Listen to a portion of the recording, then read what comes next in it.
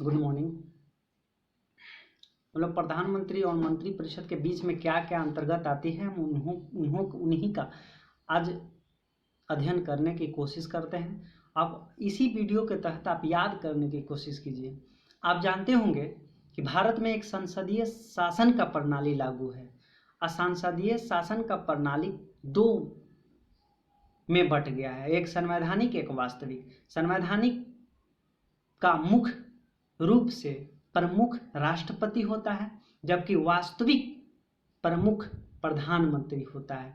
कहने का मतलब ये होता है, कहने का मतलब ये है कि मान लीजिए, कहने का मतलब ये है कि संसदीय शासन में दो तरह के लोग होते हैं। एक संवैधानिक, जो संवैधानिक का प्रमुख राष्ट्रपति होता है, और एक होता है वास्तविक, जो वास्तविक का प्रमुख आपको प्रधानमंत्री होता है। संविधान द्वारा प्रदत्त सरकार, संविधान द्वारा प्रदत्त सरकार की बात कीजिएगा तो संसदीय शासन प्रणाली चालू है, यानी कि लागू है। और जबकि राष्ट्रपति केवल नाम का है, लेकिन सभी काम प्रधानमंत्री करता है, यानी कि सभी काम प्रधानमंत्री करता है। एक होता है भारत में लोकसभा और एक होता है राज्यसभा। और लोकसभा अनुच्छेद 81 में विवरण किया गया है, जबकि भारत में राज्यसभा का विवरण अनुच्छेद 80 में है। अगर ब्रिटेन में जाइएगा तो जो स्थिति लोकसभा में है भारत में, उसी स्थिति में हाउस ऑफ कॉमन का है। यानी कि कहने का मतलब है कि भारत में एक लोकसभा है और राज्यसभा का दो सदन है। ब्रिटेन में एक हाउस ऑफ कॉमन है, एक हाउस ऑफ लॉर्ड है। जो हाउस ऑफ कॉमन में ब्रिटेन के स्थिति है, उसी स्थिति लोकसभा में है भारत में। और जो स्थिति हाउस ऑफ लॉर्ड का है ब्रिटेन में, उसी स्थिति भारत में राज्यसभा का है। अगर अनुच्छेद की बात कीजिएगा तो अनुच्छेद 74 ये कहता है कि राष्ट्रपति के जो भी कार्य होंगे उसको सहयोग देने हेतु, राष्ट्रपति के कार्य में सहयोग देने हेतु एक मंत्री परिषद की गठन किया जाएगा और मंत्री परिषद का गठन किया जाएगा। अनुच्छेद 75 ये कहता है कि लोकसभा के बहुमत दल के नेता, जो भी लोकसभा में बहुमत दल लाएगा और उसी बहुमत दल के नेता में से एक राष्ट्रपति चयन करेंगे। चयन करने के बाद जो है प्रधानमंत्री के नियुक्ति कर देंगे, प्रधानमंत्री की नियुक्ति कर देंगे। कहने का मतलब ये हुआ कि अगर दूसरे शब्द में हम कह सकते हैं कि, यानी कि अनुच्छेद 75 ये कहता है कि भारत में एक प्रधानमंत्री होगा और प्रधानमंत्री की नियुक्ति राष्ट्रपति करता है। अनुच्छेद 76 के बारे में हम लोग आगे चर्चा करेंगे, लेकिन अनुच्छेद 76 है। अनुच्छेद 76 कहता है कि देश का एक महान्यवादी होना चाहिए। अनुच्छेद 78 के तहत आप बात कीजिएगा तो अनुच्छेद 78 में एक मंत्री परिषद होता है और एक प्रधानमंत्री होता है और एक राष्ट्रपति होता है। तो मंत्री परिषद जो भी विधेयक का एक निर्णय ले लेगा, मान लीजिए कोई भी विधेयक का निर्णय ले लिया है मंत्री परिषद, और राष्ट्रपति चाहता है कि जो भी मंत्री परिषद द्वारा निर्णय लिया गया है हम उससे अवगत हो, तो उससे अवगत यानी हम उससे मिले, तो मिलने का काम जो है प्रधानमंत्री करवाता है। यानी कि प्रधानमंत्री अनुच्छेद 78 के तहत मंत्री परिषद से लिया गया डिसीजन, निर्णय राष्ट्रपति से करवाता है, अवगत करवाता है। यानी कि राष्ट्रपति से अवगत करवाता है संसद। यानी कि प्रधानमंत्री और मंत्री परिषद संसद के किसी सदन का सदस्यता आवश्यक है। कहने का मतलब यह है कि प्रधानमंत्री और मंत्री परिषद जो भी, यानी लोकसभा का सदस्यता या राज्यसभा की सदस्य, दोनों में से कोई भी एक सदन का सदस्यता हो, उसका आवश्यक है। और वही मंत्री परिषद और प्रधानमंत्री का शपथ जो है राष्ट्रपति दिलवाता है।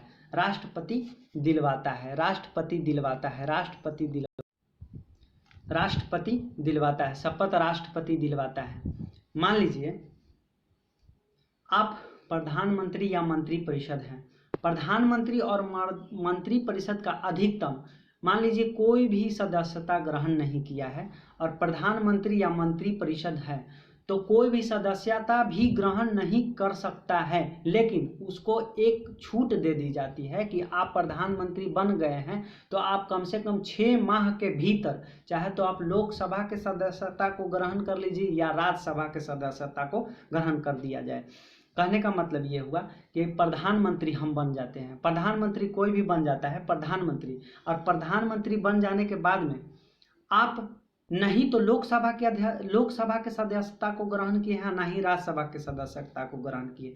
तो आप उस पद पे 6 महीना तक रह सकते हैं। बिना सदस्यता के आप 6 माह तक मंत्रिपरिषद और प्रधानमंत्री रह सकते हैं। लेकिन आपको जैसे ही 6 महीना हो जाएगा तो आपको नोटिस भेज दिया जाएगा कि आपको 6 महीना के अंतर्गत आपको चाहे तो लोकसभा या राज्यसभा के दोनों में से किसी भी एक सदन का आप सदस्यता को ग्रहण कर लीजिए। वही अगर बात कीजिएगा ब्रिटेन की बात कीजिएगा तो ब्रिटेन में हाउस ऑफ कॉमन का सदस्य होना जरूरी है, तभी आप प्रधानमंत्री बन सकेंगे। यानी कि हाउस ऑफ कॉमन का सदस्य होना ब्रिटेन का आवश्यक है, तभी वो आदमी आपको प्रधानमंत्री बन सकता है। लेकिन भारत में ऐसा कोई भी नहीं। आप प्रधानमंत्री हैं या मंत्रिपरिषद है तो भारत में आप चाहे लोकसभा या राज्यसभा किसी भी सदन का सदस्यता ग्रहण कर लीजिए तो आपको प्रधानमंत्री नियुक्ति राष्ट्रपति कर देगा। अगर आप सदस्यता नहीं भी लिए हैं तो फिर भी कर देगा राष्ट्रपति आपको नियुक्ति प्रधानमंत्री की। लेकिन आपको कम से कम 6 महीना को टाइम दे दिया जाएगा, बॉन्ड दे दिया जाएगा कि आप जो है सदस्यता को ग्रहण कर लीजिए। अगर अभी वर्तमान समय की अगर बात कीजिएगा तो पीएम साहब, हमारे पीएम माननीय प्रधानमंत्री मोदी साहब, ये लोकसभा के सदस्यता को ग्रहण कर लिए गए हैं। लेकिन इंदिरा गांधी के पश्चात एच.टी. देवगौड़ा और मनमोहन सिंह जो भी थे वो राज्यसभा के सदस्यता का ग्रहण किए थे और राज्यसभा के सदस्यता को ग्रहण किए थे। अगर शपथ की बात कीजिएगा शपथ की बात कीजिए तो प्रधानमंत्री और मंत्रिपरिषद को शपथ राष्ट्रपति दिलवाता है। अगर कार्यकाल की बात कीजिएगा तो प्रधानमंत्री की कार्यकाल निश्चित काल नहीं है, लेकिन सामान्यतः 5 वर्ष का होता है। अब निश्चित काल क्यों नहीं है? मान लीजिए प्रधानमंत्री का कोई भी निश्चित काल नहीं होता है, लेकिन जब तक लोकसभा में बहुमत दल के नेता होंगे तब तक प्रधानमंत्री कार्य करते रहेंगे। अगर लोकसभा के बहुमत दल से निकाल दिया जाता है तब प्रधानमंत्री का काम करने से आपको मना कर दिया जाता है, यानी कि खत्म कर दिया जाता है काल। इसका सामान्यतः 5 वर्ष का काल होता है। प्रधानमंत्री की अगर बात कीजिएगा तो लोकसभा का नेता होता है तथा केंद्र सरकार का प्रमुख होता है। लोकसभा का नेता प्रधानमंत्री होता है और केंद्र सरकार का प्रमुख होता है। हालांकि हमने पहले ही बता दिया था, संसदीय प्रणाली, हमारी संसदीय शासन है हमारे भारत में, जो संवैधानिक का प्रमुख राष्ट्रपति होता है और संवैधानिक के बाद जो होता है वास्तविक प्रमुख प्रधानमंत्री होता है। प्रधानमंत्री की अगर बात कीजिएगा तो प्रधानमंत्री नीति आयोग के अध्यक्ष होते हैं, राष्ट्रीय विकास परिषद के अध्यक्ष होते हैं, राष्ट्रीय एकता परिषद के भी अध्यक्ष होते हैं और तथा राष्ट्रीय जल संसाधन योजना के भी अध्यक्ष होते हैं। देखिए, एक बार कहा गया था, डॉक्टर B.R. अम्बेडकर से कहा गया था कि देखिए आप अमेरिका के राष्ट्रपति, क्योंकि अमेरिका के राष्ट्रपति होता है, अमेरिका में प्रधानमंत्री नहीं होता है। तो B.R. अम्बेडकर से बोला गया है कि अमेरिका के राष्ट्रपति भारत के किस वृद्ध पुरुष से आप तुलना करना चाहेंगे, तो अमेरिका से किस वृद्ध पुरुष से तुलना करना चाहेंगे। तो B.R. अम्बेडकर ने कहे कि भारत के पीएम यानी भारत के प्रधानमंत्री की तुलना अमेरिका के राष्ट्रपति से करना चाहेंगे। हम अमेरिका के राष्ट्रपति से करना चाहेंगे। लोकसभा के बहुमत जब तक प्राप्त होता है तब तक कार्यकाल होता है प्रधानमंत्री का। जब लोकसभा का बहुमत दल खत्म कर दिया जाता है, ठीक उसी तरह से कार्यकाल भी प्रधानमंत्री का खत्म कर दिया जाता है।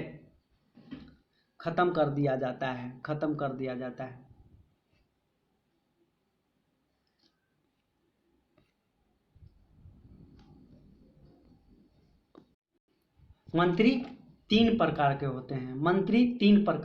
नंबर 1 कैबिनेट मंत्री, राज्य मंत्री, उप मंत्री। कैबिनेट मंत्री, राज्य मंत्री, उप मंत्री। अब देखिएगा, एक हम मंत्री परिषद से तुलना कर रहे हैं और मंत्रिमंडल से तुलना कर रहे हैं। मंत्री परिषद अलग है और मंत्रिमंडल भी अलग है।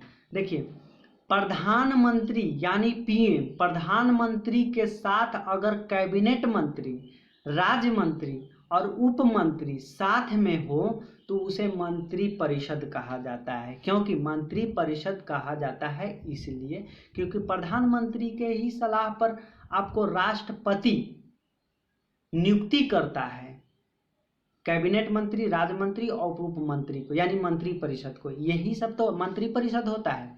जबकि मंत्रिमंडल में अगर बात कीजिएगा, मंत्रिमंडल बात कीजिएगा तो मंत्रिमंडल में प्रधानमंत्री के साथ साथ कैबिनेट मंत्री के जो भी मंत्री होंगे उसी को मंत्रिमंडल कहा जाता है। यानी कि मंत्री परिषद मंत्रिमंडल हो सकता है, मंत्री परिषद मंत्रिमंडल हो सकता है, जबकि मंत्रिमंडल मंत्री परिषद नहीं हो सकता है। ध्यान दीजिएगा, हमने बताया है, ध्यान दीजिएगा, हमने बताया कि मंत्री परिषद मंत्रिमंडल हो सकता है, मंत्री परिषद मंत्रिमंडल हो सकता है, जबकि मंत्रिमंडल मंत्री परिषद नहीं हो सकता है। साफ साफ ये कहिए ना आप कि मंत्री परिषद में प्रधानमंत्री के साथ साथ कैबिनेट मंत्री, राज्य मंत्री, उप मंत्री यानी चार चार को मिल जाता है तब मंत्री परिषद होता है। और मंत्रिमंडल में सिर्फ प्रधानमंत्री के साथ साथ कैबिनेट मंत्री जुटता है तभी आपको मंत्रिमंडल कहलाता है। लेकिन आकार में बड़ा अगर बात कीजिएगा तो आकार में मंत्री परिषद का आकार बड़ा है और कहा जाता है कि लोकसभा के जितने भी सदस्य होंगे वर्तमान में, मान लीजिए उपस्थित 545 में जितने भी उपस्थित उस दिन होंगे तो लोकसभा के 15% से अधिक नहीं होगा। यानी मंत्री परिषद लोकसभा के कुल सदस्य से 15% से अधिक नहीं होगा। अगर मंत्रिमंडल की बात कीजिएगा तो इसकी शक्ति अधिक होती है, जो मूल संविधान में नहीं था। मंत्रिमंडल मूल संविधान में नहीं था तो 44वें संविधान संशोधन द्वारा मंत्रिमंडल का एक गठन किया गया था। लेकिन कहने का मतलब है कि मंत्रिमंडल में सिर्फ कैबिनेट मंत्री होता है, यानी कैबिनेट मंत्री के समूह को ही हम लोग मंत्रिमंडल कहते हैं। लेकिन बैठक किसका होता है भाई? आपके दिमाग में ये भी काम आता होगा, दिमाग में ये चलता होगा कि आखिर बैठक किसकी होती है, मंत्री परिषद की बैठक होती है या मंत्रिमंडल की बैठक होती है? तो बैठक मंत्रिमंडल की होती है जिसका अध्यक्षता प्रधानमंत्री करते हैं। यानी कि बैठक हो गई, मान लीजिए मंत्रिमंडल है, हम मंत्रिमंडल के समूह यानी कैबिनेट मंत्री के समूह बैठ गया है और प्रधानमंत्री आपको अध्यक्षता कर रहा है, तो इसमें सबसे प्रधानमंत्री सलाह लेता है। जो भी विधेयक लाया जाता है, जो भी विधेयक लाया जाता है तो प्रधानमंत्री पूछता है कि इस विधेयक पर हम ऐसा काम करना चाहते हैं, कैबिनेट मंत्री से पूछता है। तो कैबिनेट मंत्री के जिस सदस्य को अगर स्वीकार लिया तब तो ठीक है, सबको ठीक है। अगर आपको उस विधेयक को नहीं स्वीकारता है तो एकमात्र उसका उपाय होता है उस मंत्रिमंडल के कैबिनेट मंत्री को इस्तीफा देके चल जाए। इसी को हम लोग मंत्रिमंडल कहते हैं।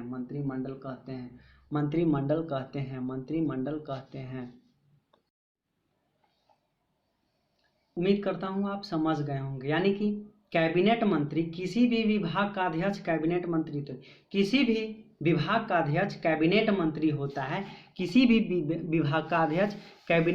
होता है, और राज्य मंत्री और उप मंत्री सहयोगी होता है। कोई भी डिसीजन, कोई भी निर्णय कैबिनेट मंत्री लेता है, यानी मंत्रिमंडल कोई भी डिसीजन मंत्रिमंडल लेता है। और 51वां संविधान संशोधन हुआ था एक बार, 91वां संविधान 2003 के तहत यह प्रावधान कर दिया गया था कि 15% से लोकसभा के कुल सदस्य 15% से अधिक नहीं होगा। ये 91वें संविधान संशोधन 2003 के द्वारा तहत किया गया था। अब दोनों में हम अंतर कर रहे हैं, यानी कि सिर्फ कैबिनेट मंत्री के समूह को ही हम लोग मंत्रिमंडल कहते हैं। साथ ही साथ अगर राज्य मंत्री उप मंत्री अगर मिला देते हैं तो हम लोग मंत्री परिषद कह देते हैं, मंत्री परिषद कह देते हैं, मंत्री परिषद कह देते हैं। संयुक्त अधिवेशन अगर इसी में बात कीजिएगा तो संयुक्त अधिवेशन अगर बात कीजिएगा तो संयुक्त अधिवेशन आता है, संयुक्त अधिवेशन आता है। और संयुक्त अधिवेशन क्यों आता है? अब मान लीजिए संयुक्त अधिवेशन क्यों आता है, संयुक्त अधिवेशन क्यों आता है, संयुक्त अधिवेशन क्यों आता है? मान लीजिए कि कोई भी विधेयक आया, लोकसभा में पारित हो गया, लोकसभा में पारित होने के बाद राज्यसभा में आया तो राज्यसभा इस पे कोई भी डिसीजन नहीं लिया। कहा जाता है कि जब राज्यसभा इस पे डिसीजन नहीं लिया जाता है तो कहा जाता है कि संसद के एक लोकसभा और राज्यसभा में दोनों में मतभेद हो गया। तो मतभेद हो जाने के बाद में एक संयुक्त अधिवेशन बुलाया जाता है। आप अनुच्छेद 108 पढ़ेंगे तो अनुच्छेद 108 में कहा गया है कि संसद के दोनों सदनों में से मतभेद हो जाता है और मतभेद होने के बाद संयुक्त अधिवेशन बुलाया जाता है, जो राष्ट्रपति संयुक्त अधिवेशन के तहत बुलाता है, अनुच्छेद 108 के तहत बुलाता है और अध्यक्षता लोकसभा के अध्यक्ष करता है। जबकि लोकसभा के अध्यक्ष मौजूद नहीं हो तो लोकसभा के उपाध्यक्ष अध्यक्षता करेगा, जबकि उप अध्यक्ष भी मौजूद नहीं तो राष्ट्रपति चुनता है कि किसको हम अध्यक्षता करने पे मजबूर कर दें। कहने का मतलब है कि अनुच्छेद 108 के तहत अगर लोकसभा कोई भी विधेयक पारित कर देता है और राज्यसभा में अगर आ जाता है और राज्यसभा कोई भी डिसीजन नहीं देता है तो कहा जाता है कि दोनों में मतभेद हो गया और मतभेद होने के बाद राष्ट्रपति अनुच्छेद 108 के तहत संयुक्त अधिवेशन बुलाता है और संयुक्त अधिवेशन बुलाने के बाद लोकसभा के अध्यक्ष अध्यक्षता करती है और अध्यक्ष अगर मौजूद नहीं हो तो उपाध्यक्ष करेगा, उपाध्यक्ष अगर मौजूद नहीं हो तो राष्ट्रपति चुनता है कि किससे हम चुनवाएं। और संयुक्त अधिवेशन ऑस्ट्रेलिया के संविधान से लिया गया है, ऑस्ट्रेलिया के संविधान से लिया गया है। अभी तक 3 बार बुलाया गया है संयुक्त अधिवेशन। पहली बार 1960 में दहेज अधिनियम पे लिया गया था, संयुक्त अधिवेशन बुलाया गया था, राष्ट्रपति जो बुलाया था।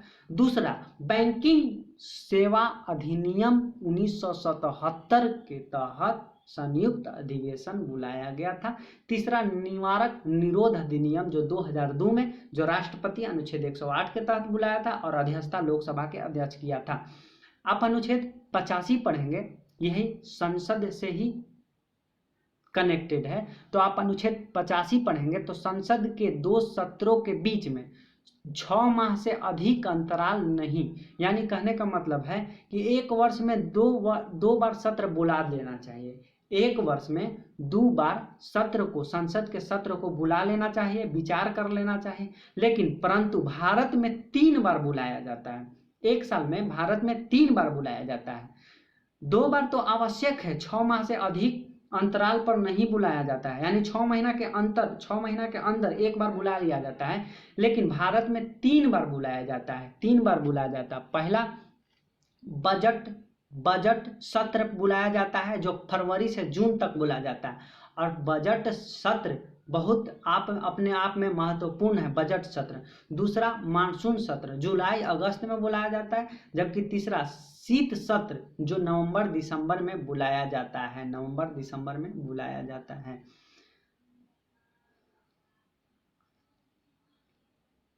थैंक यू इस वीडियो को देखने के लिए, बहुत बहुत धन्यवाद जो आप इस वीडियो को देखें। अगर आपको इस वीडियो से थोड़ा सा भी हेल्पफुल लगता है तो आप इसे लाइक शेयर करें। और हम हमेशा कहते हैं कि आप किताब से प्यार कीजिए, किताब से प्यार कीजिए, किताब को देखिए, आप जिस सब्जेक्ट को पढ़िए आप उस किताब को ग्रहण कीजिए, क्या कह रहा है नहीं कह रहा है। आप एक किताब से नहीं, आप 2 तरह का किताब लीजिए और देखिए। कहे कि आपको नॉलेज लेने में क्या जाता है, नॉलेज कहीं से भी मिले, हमको तो नॉलेज प्राप्त करना है। अगर आप सक्षम हैं तो आप इस वीडियो को लाइक करिए, सब्सक्राइब कीजिए।